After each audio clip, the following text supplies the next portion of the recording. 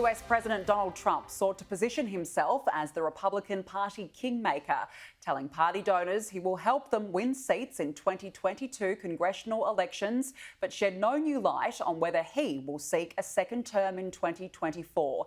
He used his speech to launch scathing attacks on GOP stalwarts like Mitch McConnell. Joining me now live is Sky News US contributor Michael Ware. There we are. Michael, can you hear me okay? Have you got me there, Michael? There you are. Okay. Well, look, let's talk about that. I can very much hear you, Danica, yeah. No, let's talk about that. You know, these scathing attacks, not only on Mitch McConnell, but also Mike Pence. Is the future of the GOP at risk here?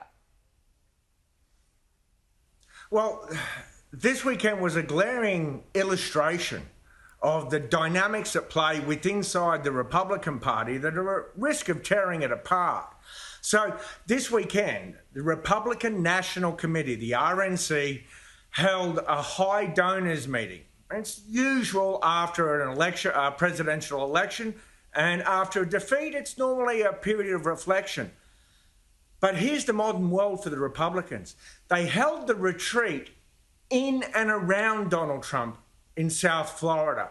It was held at a Four Seasons hotel near his resort, where they discussed the future of the party and where President Trump may or may not exist within that.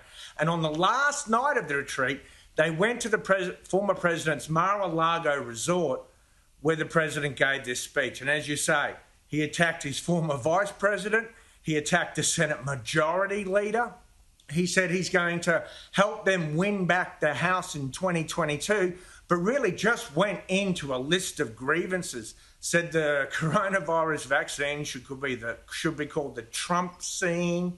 He said that he'd lost the election, which was rigged, that he was going to punish, clearly, those who hadn't supported him in his fight against the big lie of election fraud. He also went on the attack against one of the nation's top scientists, Dr. Anthony Fauci, saying he's full of crap. I mean, he called the Republican Senate leader a stone-cold loser, dumb, and a son of a bee. Now, that reflects his feelings on the establishment part of the party.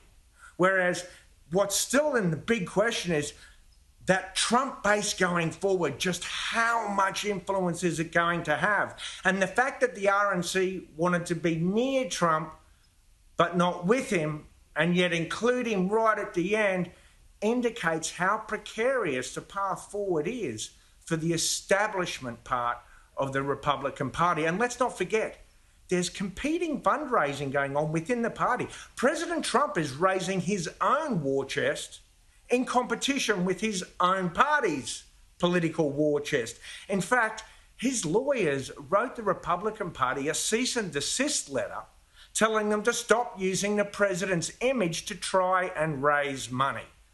So that tells you that there's a lot of turmoil within the Republican Party as it searches for its new identity.